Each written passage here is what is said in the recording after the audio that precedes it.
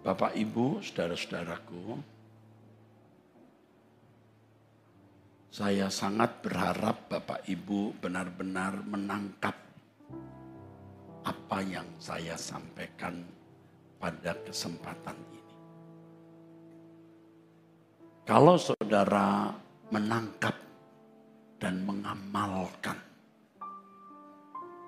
di dalam hidup,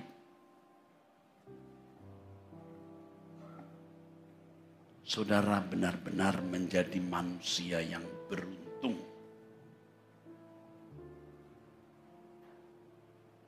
Bapak, Ibu, saudaraku sekalian, kita harus mengenali bahwa hidup ini luar biasa. Hidup ini amazing, awesome, luar biasa. Kalau kita disuruh memberi nilai, berapa nilai kehidupan ini, kita tidak akan bisa memberikannya. Terlalu agung, terlalu mulia, precious, valuable, sangat berharga. Tetapi Bapak Ibu, sedikit orang yang sungguh-sungguh mengerti dan menghayati luar biasa dari kehidupan ini. Bahkan tidak jarang yang salah menilai letak nilai kehidupan ini. Karena Allah yang menciptakan kehidupan ini adalah Allah yang luar biasa, yang cerdas dengan segala tatanannya. Maka hidup ini juga pasti luar biasa. Hidup ini cerdas. Kalau saudara menemukan satu benda, apakah itu arloji, harus saudara perhatikan apakah itu komputer, atau barang elektronik lain, yang saudara nilai luar biasa. Saudara tahu pasti desainernya, penciptanya, kreatornya luar biasa. Saya mengajak Bapak Ibu saudara sekalian untuk memahami luar biasanya hidup ini. Dan tahu di mana letak luar biasanya hidup ini. Banyak orang sesat. Cara berpikirnya salah. Dan kesalahan itu dibangun sejak kecil. Waktu kecil, lihat temannya punya sepeda, dia tidak punya sepeda. Dia berkata, teman saya luar biasa punya sepeda. Jadi luar biasanya itu karena sepeda. Wah, teman saya luar biasa loh, papanya polisi. Jadi luar biasanya karena papanya polisi. Wah, teman saya luar biasa loh, rumahnya ada kolam renang.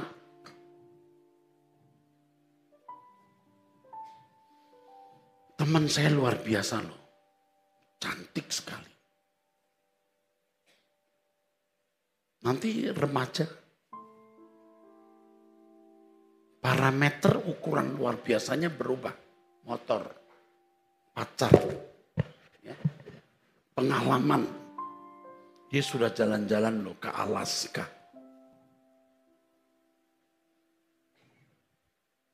Dia punya motor. Nanti setelah dewasa lagi, ukuran luar biasanya beda lagi. Gelar. Ya, pangkat, kekuasaan, harta, dan seterusnya.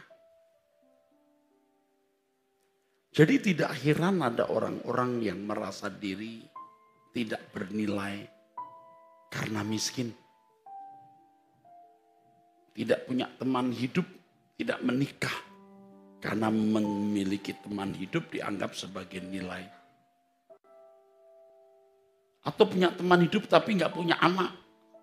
Kalau ditanya, anaknya berapa bu? Nggak punya. Ada sedikit nyut, seakan-akan yang punya anak lebih bernilai.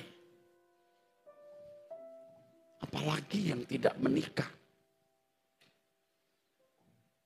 Atau masa lalunya buruk. Latar belakangnya buruk. Latar belakang keluarganya memalukan. Miskin, broken home atau apapun.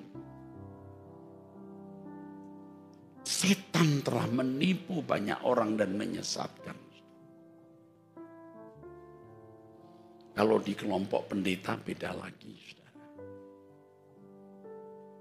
Dulu kalau saya berkhotbah atau seminar, lalu bersama saya juga seorang pembicara, disebutkan pendeta Erastus Sabtono STH. Tapi sebelah saya pendeta Anu MTH. Aduh, saya rasa langsung jumplang, mak. Jeluk gitu. Apalagi kalau dokter. Wah, jeluk saya, saudara. Makanya saya mau jadi seorang yang bergelar master.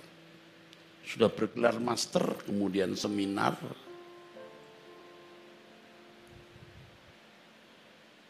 Yang bersama saya menyampaikan paparan dokter, saya MTH, jelok lagi. Nah, kurang keren saudara ya. Maka saya pengen jadi dokter. Kalau saya khotbah yang datang 300. Tapi kalau pendeta itu bisa 1000, waduh. Saya tidak happy saya.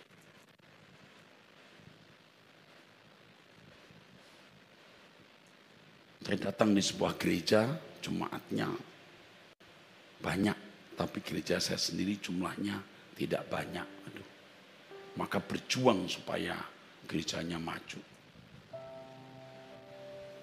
Sering kita tertipu dengan diri kita sendiri. Kodrat dosa di dalam diri kita menipu kita, saudara.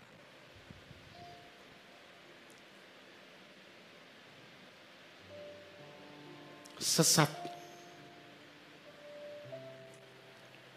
Dengan segala upaya bagaimana gereja maju. Karena itu prestis pendeta. Maaf ya kalau Anda tidak mengalami, saya alami jadi saya beritahu. Nanti saudara bisa menyesuaikan dengan pengalaman hidup saudara masing-masing. Ternyata pendeta pun juga bisa sesat. Tahun 2004. Gereja yang saya gembalakan sudah bisa Natalan di Istora Senayan. Berapa ribu saudara. Jadi kalau saya duduk di depan itu, wah bangganya saudara.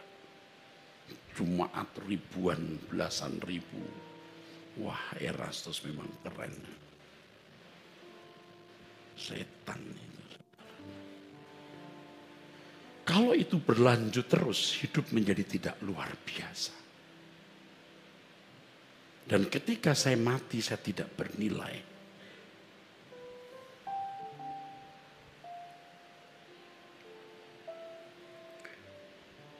Bersyukur saudaraku, Tuhan proses saya lewat perjalanan panjang. Sampai akhirnya sadar bahwa saya harus kembali kepada kebenaran Allah. Dan inilah yang saya mau bagikan kepada saudara-saudara sekalian.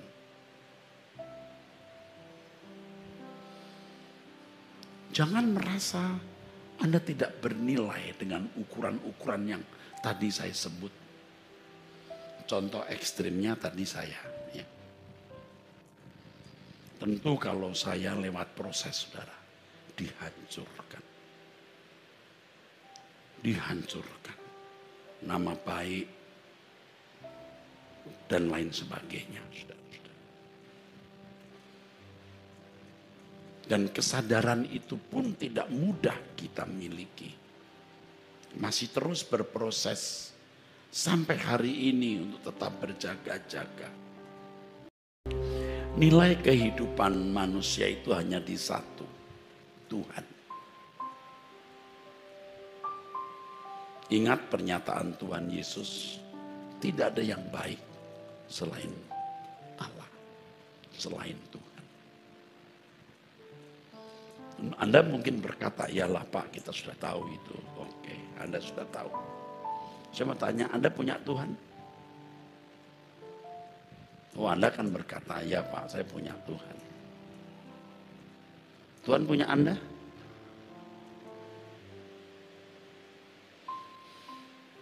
Saudara punya Tuhan? Anda bisa jawab amin. Saya tanya, Tuhan punya saudara? Saudara tidak akan dimiliki Tuhan kalau saudara memiliki diri saudara sendiri. Dan saudara tidak bisa memiliki Tuhan, nggak layak, nggak pantas. Karena kamu tidak dapat mengabdi kepada dua Tuhan.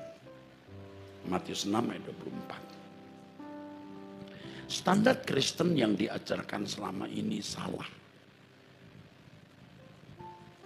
Jadi Kristen itu kehilangan apapun dan siapapun. Kalau apapun di Lukas 14 ayat 33, jika kamu tidak melepaskan dirimu dari segala milikmu, kamu tak dapat jadi muridku. Kamu tidak bisa ikut aku. Itu apapunnya.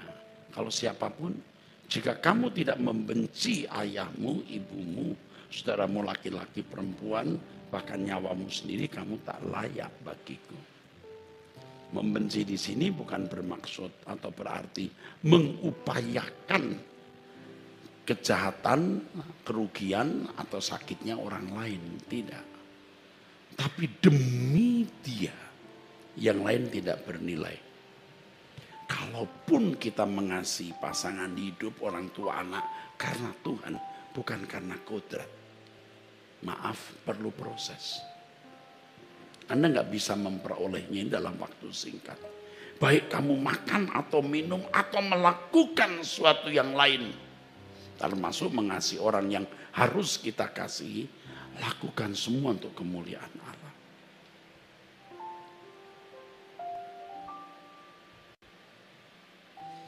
Jadi pulanglah malam ini tanpa merasa miskin, gagal. Anda tidak bisa gagal kalau punya Tuhan. Dan mari dengarkan apa yang saya sampaikan.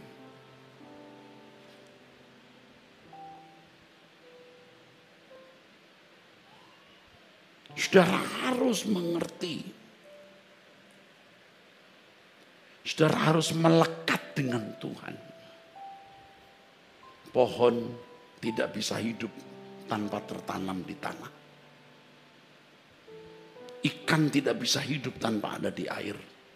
Anda tidak bisa hidup tanpa melekat dengan Tuhan. Tidak ada kehidupan di luar Tuhan. Kalau standar kita hanya beragama, Anda belum memiliki dia. Sebab standarnya orang Kristen itu, Yohanes 17 ayat 20 dan 21. Engkau tinggal dalam aku dalam engkau. Saudara harus punya kapasitas untuk layak tinggal di dalam Tuhan. 1 Korintus pasal 6 ayat yang ke-17. Barang siapa mengikatkan dirinya dengan Allah, menjadi satu roh dengan dia. Satu roh. Itu standarnya. Oleh sebab itu firman Tuhan mengatakan, betapa suci dan salehnya kamu harus hidup.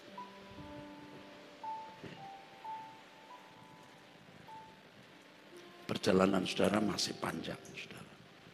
Saya pun mau finishing well di usia tua saya ini. Jangan mikir yang boten-boten ya.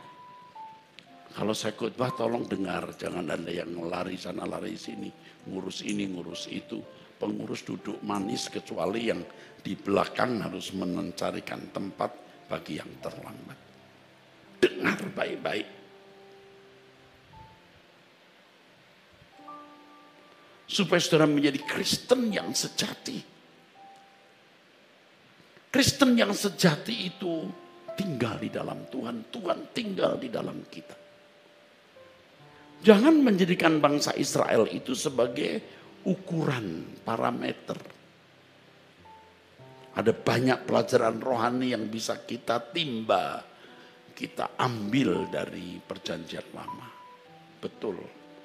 Tetapi standar hidup kita itu Yesus. Kurang dari itu Anda salah jadi Kristen. You must be like Jesus. Absolutely you must be like Him. Jadi kalau Tuhan berkata you must be like Him, saudara harus nyari seperti Yesus itu apa. Saya kasih tahu ya, abstrak. Kita tidak pernah hidup bersama Yesus. Situasi hidup Yesus zaman itu beda dengan kita. Persoalan dan kasus-kasus hidupnya beda, bagaimana bisa seperti Yesus. Tetapi Roh Kudus akan menuntun saudara. Tidak menjadi abstrak ketika saudara dipimpin Roh Kudus dan mulai mengerti bagaimana setiap kata yang kita ucapkan, setiap tindakan, keputusan dan pilihan kita presisi, tepat seperti yang Allah kehendaki. Baru saudara tahu.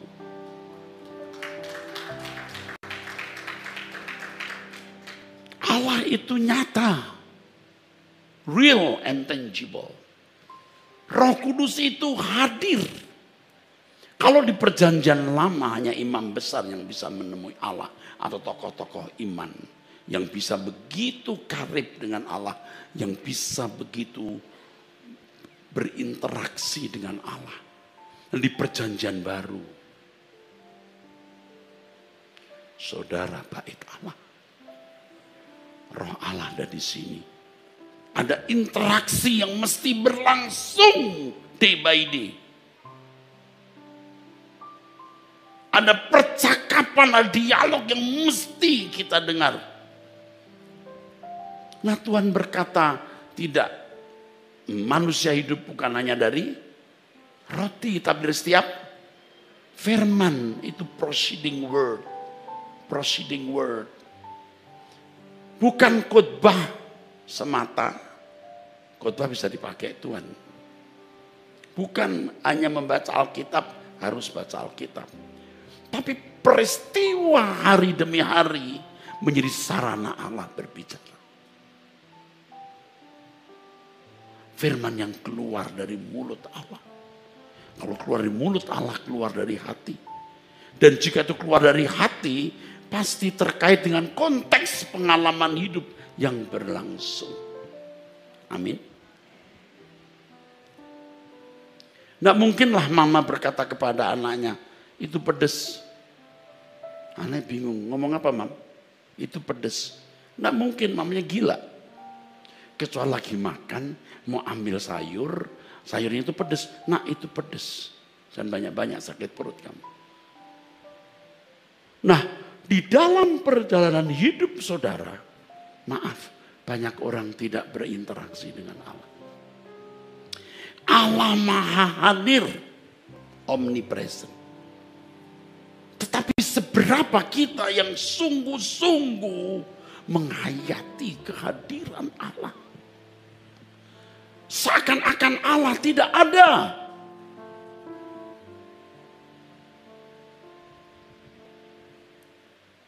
Nanti dikit-dikit tolong Pak Pendeta doakan. Bukan tidak boleh. Memang pendeta pelayan Tuhan harus mendoakan. Tetapi saudara harus bertumbuh sampai saudara bisa berdialog dengan Tuhan. Every time. Setiap waktu. Jika saudara belum mengalami percakapan itu, saudara mencari. Anda rangsang, ada stimulasi ya.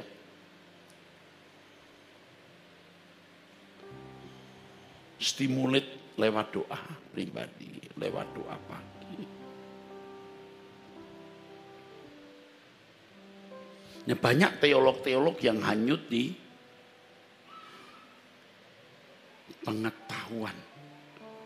pengetahuan teologi, bukan tidak boleh, harus pengetahuan teologi, tapi tidak menangkap proceeding word yang Allah bicara karena dianggap subjektif. Anda tahu bahwa bagaimanapun ada subjektivitas. Saya tahu subjektivitas tidak bisa dipercayai, tapi tidak mutlak karena ada subjektivitas yang benar, di mana orang benar-benar bergaul dengan Allah. Ketika dia berkata, Tuhan bicara kepada saya, benar-benar bicara. Ya memang seringkali banyak manipulasi, ada pendeta yang dikit-dikit Tuhan bicara kepada saya begini begitu. Lalu jemaat bilang, wow hebat ya, pendeta bisa dengar suara Tuhan. Kalau Anda tidak dengar suara Tuhan, Anda invalid, Anda cacat.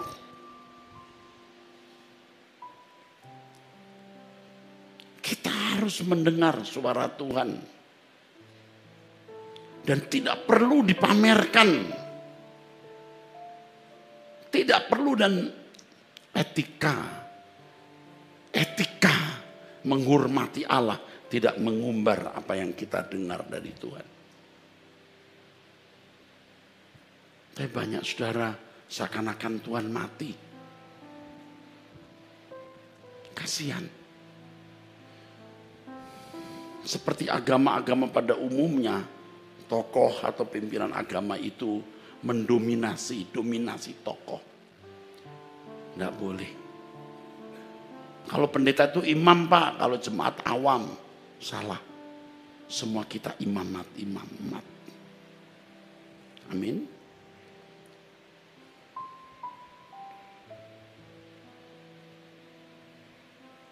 Saudara harus menemukan Tuhan,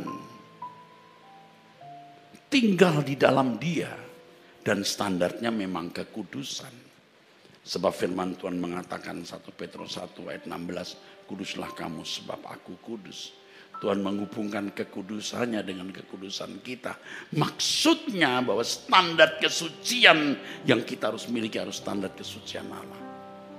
Apa sih Pak kesucian itu? Saya kasih tahu. Kesucian itu potensi melakukan segala sesuatu selalu sesuai dengan pikiran perasaan Allah. Kesucian bukan keadaan bermoral baik, keadaan tidak melanggar hukum. Kesucian adalah tindakan yang selalu tepat sesuai dengan pikiran perasaan Allah.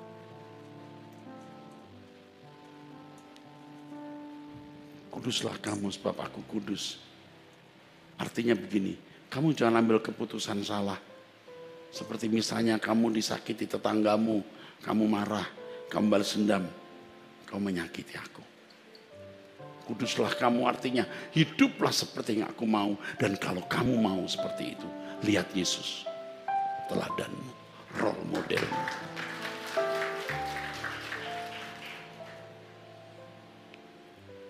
Orang bilang gini ya, kita tidak mungkin lah Pak sempurna seperti Yesus atau sempurna seperti Allah. Tidak mungkin, Allah punya kesempurnaan, Yesus punya kesempurnaan. Jangankan Anda, Pak Yoga dengan Pak Joni saja kesempurnaannya beda. Kenapa beda? Yang diberi banyak dituntut banyak. Yang penting di setiap keputusan Anda presisi. Amin. Kok nggak bisa sempurna di bumi? Nah Tuhan berkata you must be perfect. Itu di bumi. Maka latihan terus. Kalau dulu dari 10 keputusan, maaf ya, dari 100 keputusan, ya 90 salah. Tapi lama-lama dari 100 keputusan 60 yang salah. Nanti 40, 30, 20. Sampai tidak bercela. Spotless. Jadi hati-hati saudara, kita di jalan kita dipotong orang ya naik motor ugal-ugalan. Anda presisi nggak waktu Anda berkata, oh ya udah, nggak usah marah. Mungkin dia kebelet. Mungkin istrinya mau mengelahirkan, ya wis. Nggak usah mesti anjir. Paham saudara? Anda lihat ini pria ya, lihat wanita cantik yang bening. Anda lihat nggak kenal, ya sudah, nggak usah. Rusak saudara. Dalam percakapan, nggak usah menonjolkan diri. Jangan menjatuhkan orang.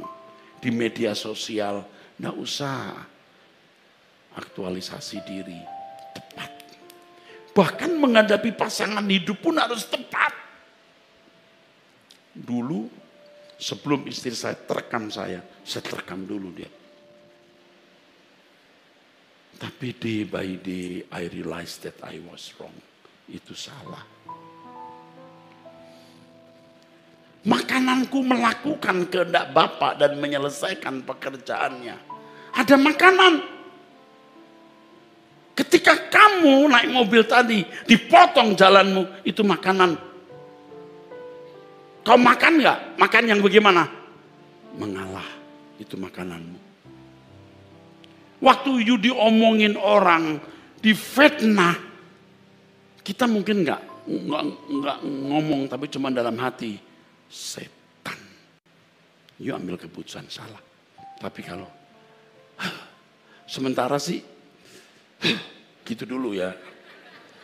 Tapi kita belajar, ya wis nggak apa-apa. Lama-lama ya udah. Tepuk tangan.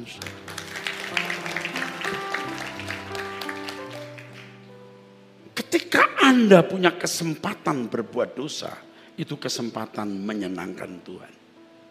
Maksudnya, ketika quote itu ditulis, saya ucapkan ditulis, lalu haters nyerang saya. Dia belum tahu maksud saya. Ketika kamu punya kesempatan berbuat dosa, itu kesempatan menyenangkan Tuhan. Yaitu ketika kamu tidak melakukan dosa itu. Kalau kamu tidak mencuri karena tidak ada kesempatan mencuri, kamu belum jujur. Kamu tidak berzina karena tidak ada kesempatan untuk berzina. Tidak ada partner untuk diajak berzina. You belum dikatakan setia. Amin. You tidak bisa dikatakan sabar kalau Anda tidak dilukai.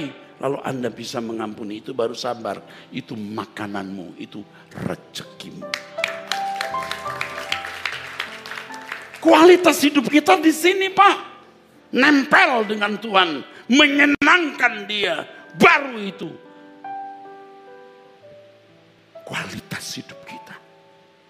Jangan lihat latar belakang masa lalu, sudah lupakan apa yang sudah terjadi. Jalani hidup ke depan, sebab Tuhan berurusan dengan kita. Kita hari ini dan bisa menjadi apa kita besok, bukan siapa kita kemarin. Tuhan berurusan dengan Anda hari ini dan bisa menjadi apa Anda nanti. Amin. Bukan Anda masa lalu, jangan mikir masa lalu lagi. Jangan Anda berpikir, kenapa saya begini, kenapa saya pendek, kenapa saya pesek, kenapa saya miskin, kenapa saya gagal studi, gagal rumah tangga. Hari ini kamu mau berurusan dengan Tuhan. Saya beritahu betapa hebatnya hidup ini, yaitu kalau kamu melekat dengan yang baik, Allah, Tuhan. Saya tahu bagaimana terhormatnya saya. Di mana-mana orang minta foto. Kalau saya di tengah-tengah komunitas tertentu, bagaimana mereka memandang saya sebagai pendeta sukses, pendeta besar. Lalu pendeta yang punya duit banyak, ada yang begitu mikirnya. Padahal memang benar, cuman belum cair aja. Itu menyesatkan saya. Saya kemudian punya gambar diri yang salah. Aku hebat. Aku punya 3 perguruan tinggi. Aku punya belasan sekolah. Dan apalagi sombong. Bang. Dan Tuhan tidak senang. Saya duduk di Arta Gading. Di kebaktian jemaat 3.500 bisa lebih. Hebat gereja ini. Musiknya begitu bagus. Multimedia begitu modern. Hebat, emang Eras hebat. Mati saya. Saya melukai Tuhan. Gak ada orang lihat. Tapi saya belajar dari soal ini. Dulu saya lakukan itu sering. I was wrong. Natal terakhir kita di Kemayoran, 12-13 ribu yang datang. Serius. Musiknya ada berapa? 40 atau 60? Hah? 60? 60 kan musiknya. Wah, orkestra gitu. Wah, set. Emang Erastus keren. Terus saya di daulat duduk paling depan gitu. Pakai jas yang mengkilat ya toh. Setelah itu masuk ke depan. Hebat. Mati saya. Ngerti? Kadang-kadang ada orang yang belum kaya udah sombong. Kamu udah belum kaya, miskin, sombong lagi. Yang punya sesuatu aja nggak boleh begitu. Paham saudara? Tuhan didukakan. Kita nggak bisa nempel. Amin. Harus bersih.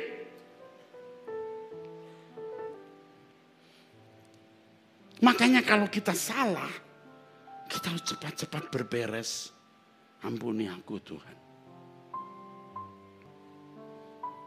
Kemarin saya ketemu dengan seseorang pengusaha. Lalu ada satu kalimat yang saya ucapkan. Saya tidak sadar itu salah. Waktu malam tidur, Tuhan ingatkan. Kamu tidak patut ngomong itu. Sedih nemen banget aku. Aduh Tuhan, aku kok masih bodoh sih. Tidak perlu ucapkan itu. Ini pengusaha hebat, jadi kita itu sampai jadi celeng. Kehilangan kontrol. Lalu ucapkan kalimat yang tidak perlu saya ucapkan. Saya menyesal.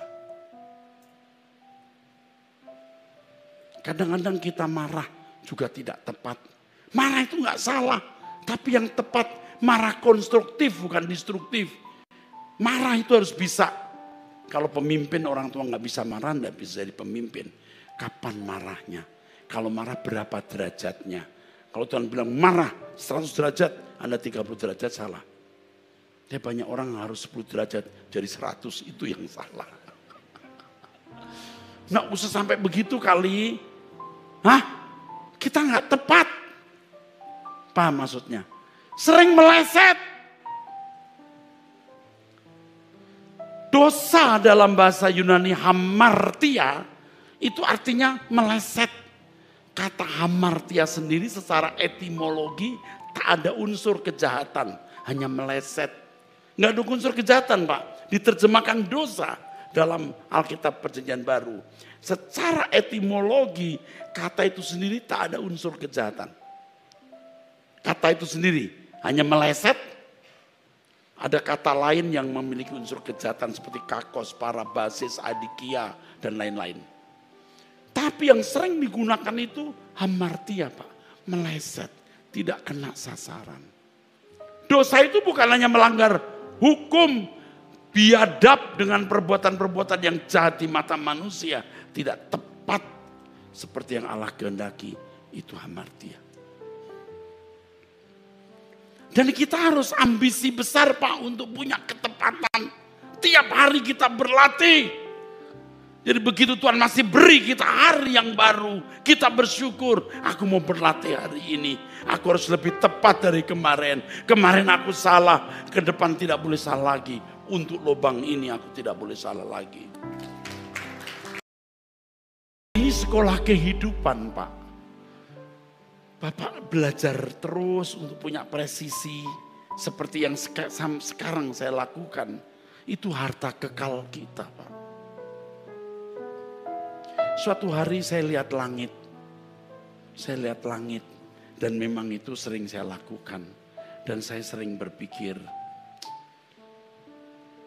beyond the sky, di balik langit itu rumah Bapakku dan aku akan pulang. Lalu saya membayangkan rumah Bapak. Serius. layak enggak ya saya masuk rumah itu? Dengan keadaannya masih berantakan, masih carut-marut. Waduh. Lalu saya berlutut, saya berdoa, Tuhan, kalau masih ada yang tidak patut dalam hidupku, ampunilah dan beritahu aku bersedia meninggalkan. Saya masih begitu, Pak. Gentar, Pak. Kadang-kadang seperti mau gemeter kaki kita. Gemetar, Pak. Jika ada sesuatu yang masih salah, Tuhan, beritahu. Aku bersedia berubah, bertobat. Sering Tuhan ngomong gini, cangkemmu. Ini pendeta banyak ngomong, aduh Tuhan. Kalau kumpul-kumpul mau jadi icebreaker ya, kita mulai ngomong gak tepat. Aduh. Karena marah kita mestinya cuman ya boleh marah 20 derajat jadi 80. Tapi lama-lama dari 20 jadi 40, 20 jadi 30, lama 20 ya 12. Istri itu sparring partner yang bagus. Ini istri Pak, Ibu. Jadi sparring partner. Nanti kadang-kadang hormonnya lagi tidak stabil, ngomongnya suka aneh-aneh. Kita yang laki-laki wis meneng apa ya. Seperti domba keluh dibawa ke pemantaian. Nanti sekali-kali suami uring-uringan, gebuk-gebuk. Ya wis meneng. Jangan menggenapi rencana iblis.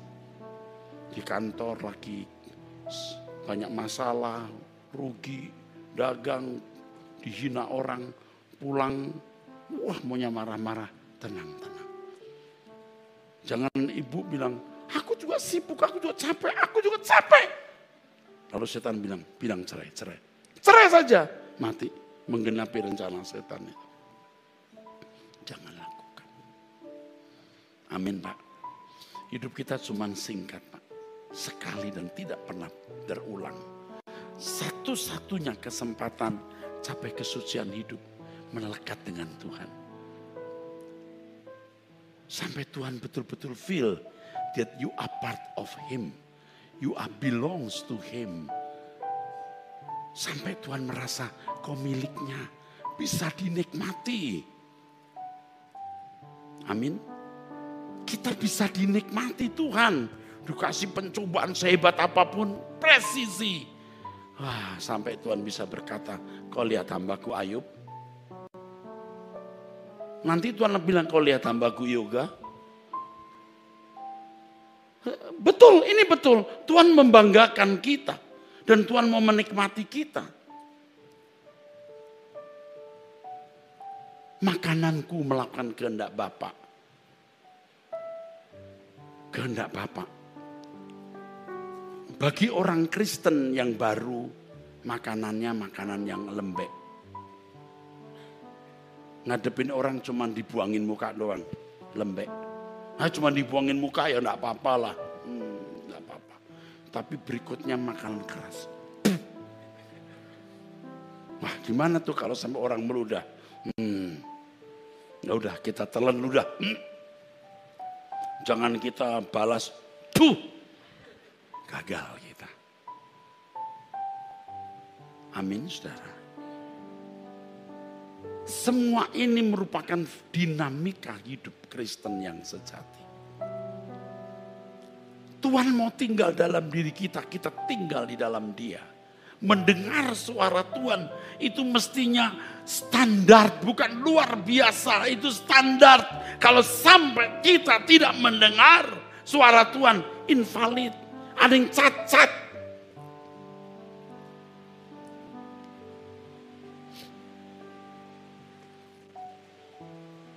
Nanti bisa Pak, nanti bisa.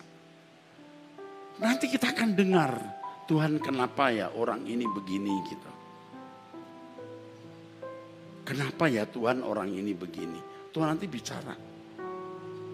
Tuhan kenapa ya kok begini gitu. Tuhan akan bicara.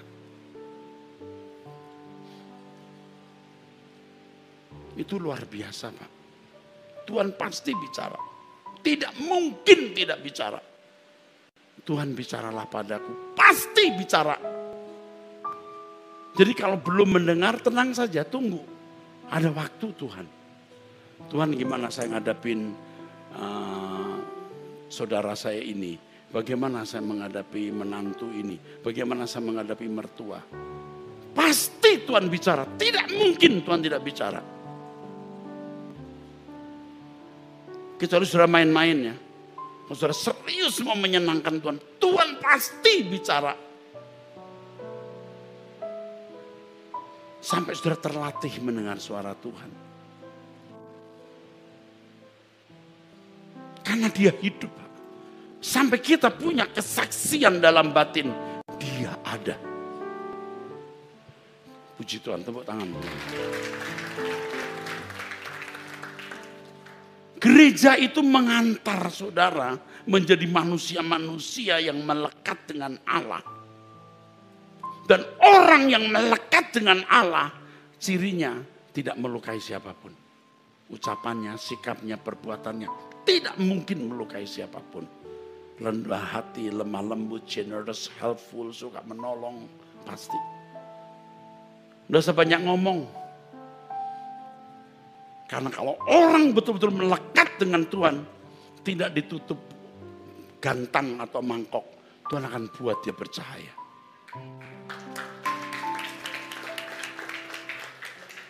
Dan itu baru namanya menjadi kesaksian. Bukan ucapanmu, tapi ketika engkau berlaku, bersikap seperti Yesus, engkau membela pekerjaannya, engkau menjadi kesaksian bagi dia. Seperti Bapa mengutus Yesus, Yesus mengutus kita. Jadi mutlak orang Kristen itu seperti Yesus. Mutlak orang Kristen itu sempurna. Sampai tidak didapati salahnya atau sukar didapati salahnya. Tapi setan akan membuat banyak cerita yang memfitnah saudara. Tenang, diam, diam. Tuhan akan bela, jangan bela diri, diam saja. Tunggu, tunggu, tepuk tangan.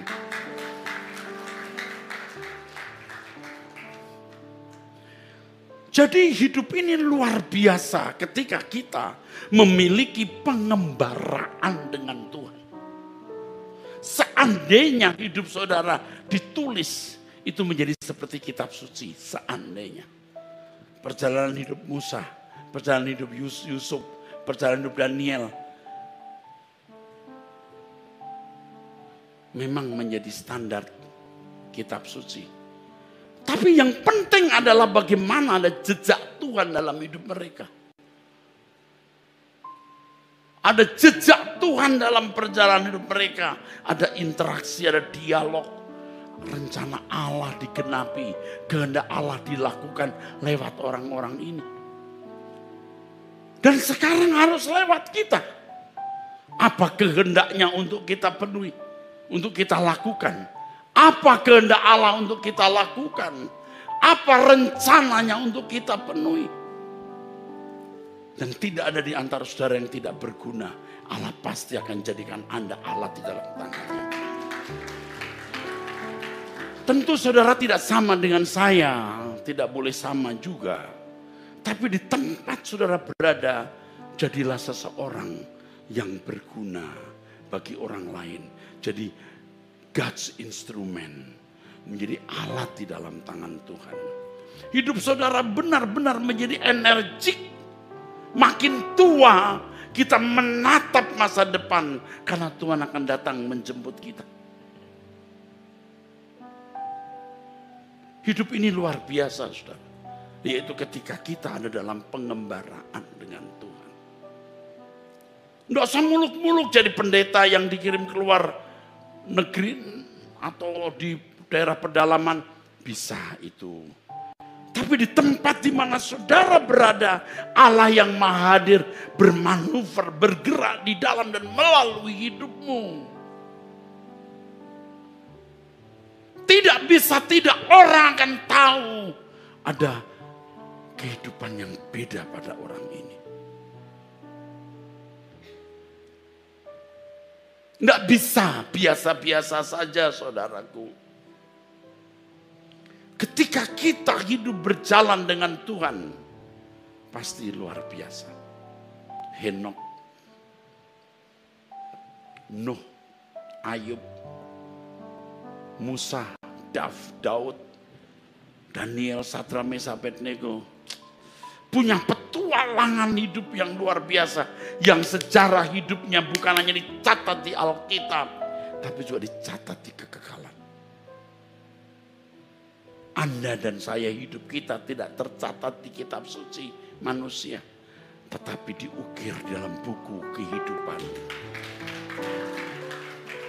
Jadi betapa luar biasa hidup ini.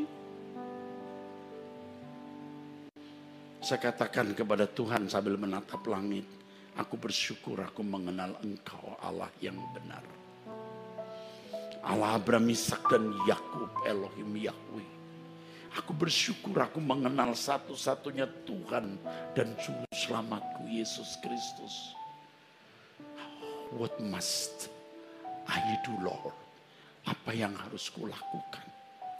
Sebab Tuhan seringkali seperti diam, the silent God, Allah yang diam. Ketika Allah diam, saya tahu dia mau menguji seberapa nekat saya mencari dia. Aku nekat mencari dia. Kadang-kadang saya juga tidak tahu apa yang harus saya lakukan. Kenapa Tuhan diam? Kenapa keadaan berantakan seperti ini? Kenapa keadaan seperti ini? Tetapi aku tetap mencari Tuhan. Aku duduk diam, aku menanti dia.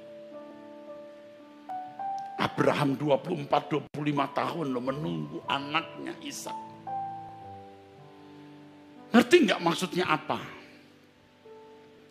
Kita mempercayai pribadinya. Iman adalah dasar dari segala sesuatu yang kita harapkan dan bukti dari segala sesuatu yang tidak kita lihat. Apa yang kita harapkan? Yang dasarnya iman. Ada sesuatu yang kita harapkan, dasarnya iman. Ada sesuatu yang tidak kita lihat, buktinya iman. Pertanyaannya, apa dasarnya iman? Apa dasarnya iman? Dasarnya iman adalah kepercayaan pada pribadi Allah. Katakan amin. Tidak meragukan Tuhan sama sekali. Dia sempurna. Dia tidak pernah berbuat salah. Walaupun kadang-kadang dia seperti lambat. Jangan-jangan lupa. Ini apaan sih begini nih? Belajar percaya. Sering Tuhan itu membingungkan kita. Tapi sebagai seorang yang sudah melewati perjalanan panjang, saya sudah tidak bingung seperti dulu. Dulu sering saya bingung. Seperti Saul yang mau menghadapi Filistin. Samuel tidak kunjung datang, peperangan akan pecah setiap saat. Saul bikin korban. Kurang ajar dia. Ini bukan haknya Saul. Amin. Beda dengan Daud. Ketika seluruh warganya, semua ditawan bangsa Amalek. Nggak punya apa-apa lagi. Bahkan masyarakatnya pun mau melawan against Daud. Satu kalimat ditulis di Alkitab. Daud menguatkan percayanya kepada Allah.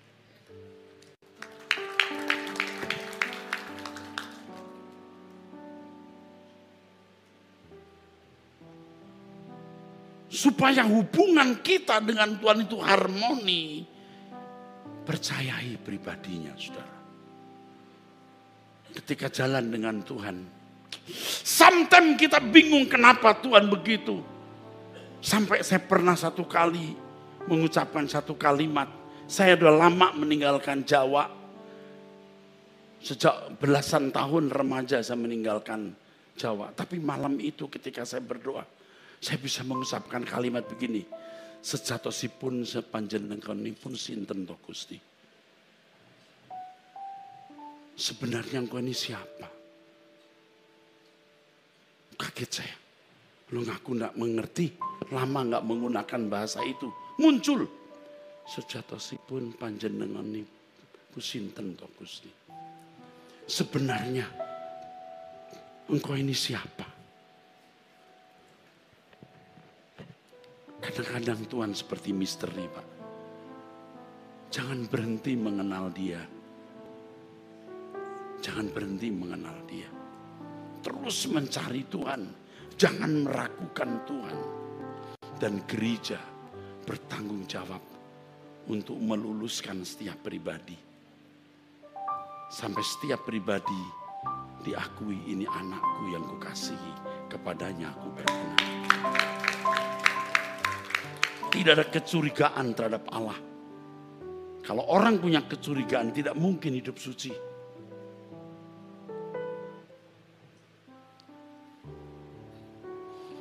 Oleh sebab itu, Bapak Ibu Saudara sekalian, kehadiran kedatangan saya di kota Surabaya tidak ada maksud lain, memberitakan kebenaran yang murni dan mempersiapkan saudara menjadi umat yang layak bagi Tuhan.